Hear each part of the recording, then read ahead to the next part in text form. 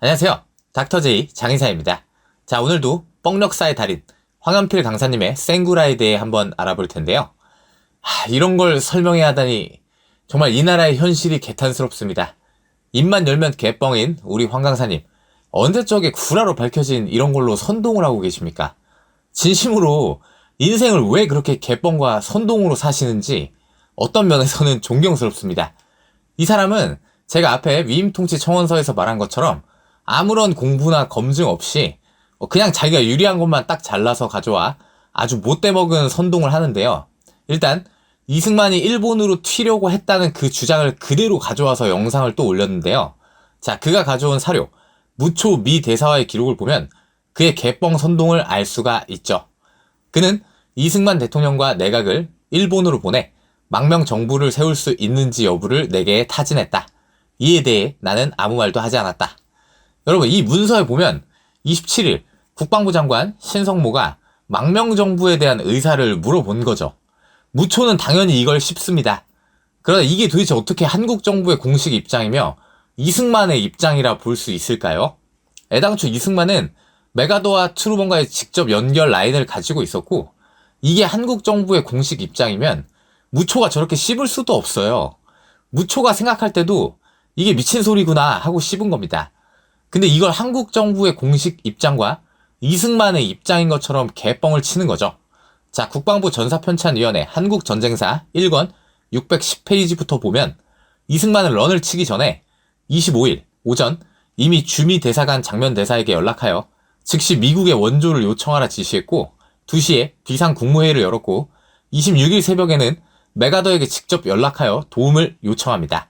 자, 그가 가져온 동아일보나 다른 신문사의 기록을 보면 그러니까 일본에 한국의 망명 정부나 피난민을 수용할 계획이 있었던 것은 맞습니다. 그러나 사료를 정확히 봐야죠. 여러분, 아예 미 대통령 트루먼이 직접 쓴 회고록 2권인 시련과 희망에서는 이승만이 직접 보낸 전보의 내용까지 나옵니다. 다른 사람도 아니고 미 대통령이 쓴 겁니다. 황연필이 주장하는 개뻥 역사 1950년 6월 26일, 이게 한국 시간으로는 27일이에요. 월요일이 되자 한국으로부터 들어오는 보고들은 어둡고 실망스러웠다. 이승만은 미 국무부의 전문보고 형식으로 쓴 편지를 통하여 지원을 요청하였다.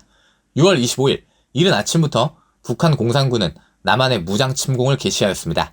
각하와 미국 의회도 잘 아시다시피 우리 국민들은 이런 사태를 예상, 동양에서 민주주의의 보루를 구축, 세계 평화에 기여하기 위하여 강력한 국군을 만들었습니다.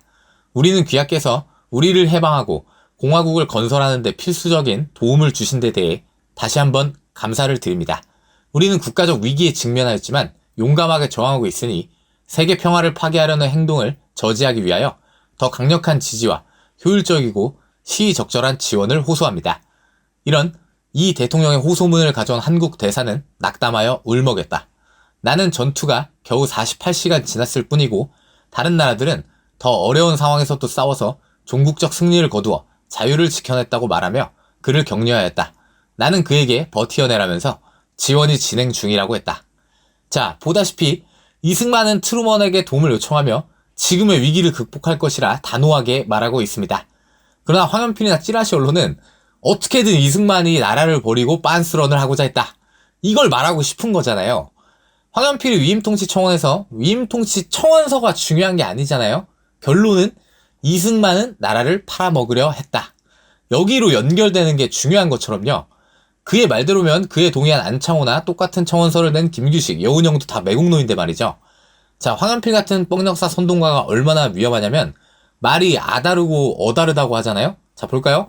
황연필이 가져온 사료 어디에도 이승만이 요청하고 그것이 한국의 공식 입장이다, 이런 말이 없는데, 대표적 찌라시 신문 오마이뉴스 일본 망명 정부 구상한 이승만 선조와 닮았다를 보면 한일 양국의 언론을 통해 보도된 이 자료들에 따르면 6월 27일 새벽에 수원 천도를 결정할 때에 이승만은 존 무치오 주한 미국 대사에게 일본에 망명 정부를 세울 수 있겠느냐고 문의했다.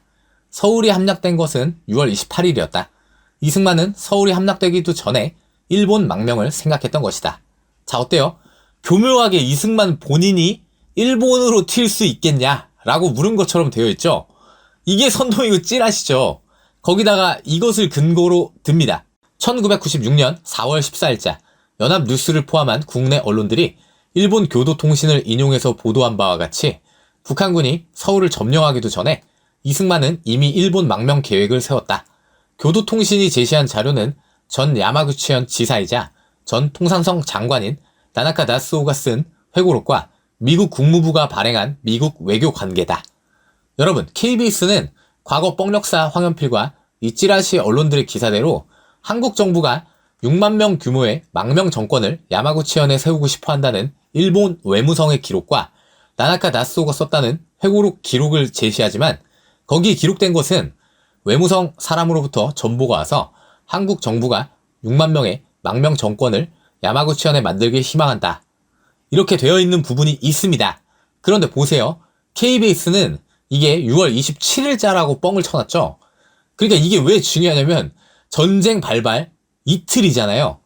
그러니까 이승만 정권은 전쟁 시작할 때부터 빤스런할 생각부터 했다.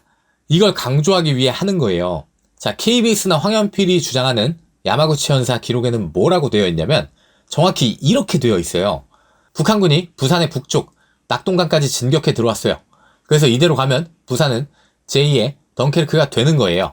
그럴 때 어떻게 해야 할지가 문제인데 외무성 사람으로부터 전보가 와서 한국 정부가 6만 명의 망명 정권을 야마구치현에 만들길 희망한다고. 자, 보시다시피 낙동강까지 진격해 들어왔다라고 써있는데 그렇다면 이건 전쟁 발발하고 한참 지난 후죠. 최소 8월이에요. 그런데 KBS는 이 기록이 6월 27일이라고 구라를 쳤다가 사과하고 관련 기자나 직원을 징계까지 합니다. 어떻게든 이승만을 쓰레기로 만들고자 하는 조작 선동이죠. 보다시피 27일에도 이승만은 트루먼에게 결사항전을 말하고 있습니다. 황연필이나 찌라시 언론을 믿을래요? 아니면 미 대통령 트루먼을 믿을래요? 일본의 야마구치 현사는 일본 정부의 공식 기록도 아닐 뿐더러 다나카 지사가 한참 후 기억에 의존해서 기록한 것으로 그렇게 들었다 라고만 되어 있지 일본 어느 공식 기록에도 한국 정부에서 이러한 요청이 들어왔다라는 내용 자체가 없습니다. 미국의 문서에도 비상조치 계획이라는 문서가 있는데 거기서도 일본의 그러한 난민 수용 계획이 들어있지만 어디에도 한국 정부가 그러한 계획을 요청했다는 기록 자체가 없어요. 자, KBS의 구라를 그대로 받아서 보도한 YTN은 당시 이러한 정정 보도를 발표합니다. 볼까요? 자, 나오죠. 이승만 정권이 망명 정권 설치를 타진했다는 구체적인 기록과 6월 27일이라는 날짜는 없는 것으로 확인됐습니다. 보이세요? 여러분, 선동은 그냥 한 문장으로도 가능하지만 그걸 반박하려면 이렇게 고생을 해야 해요. 황연필이나 찌라시 언론은 그냥 개뻥을 4분 동안 늘어놓으면 되지만 아무리 그게 개뻥이라 설명해도 사람들은 이미 선동당한 후란 말이죠. 마지막으로 그렇다면 황연필 개뻥 강사의 말 말고 진짜 6.25의 한복판에 서있던 당사자, 당시 참모총장 정일건의 회고록, 전쟁과 휴전 84에서 86페이지를 보면 미 8군 사령관 워커가 대구까지 위험해지자 정일건에게 이것은 극비 중의 극비인데 제너럴 정과 저만 알고 있어야 합니다. 이승만 대통령에게는 당분간 비밀로 합시다. 한국군에서 가장 정예 2개 사단과 민간인 10만 명을 비밀리에 선정해 주십시오.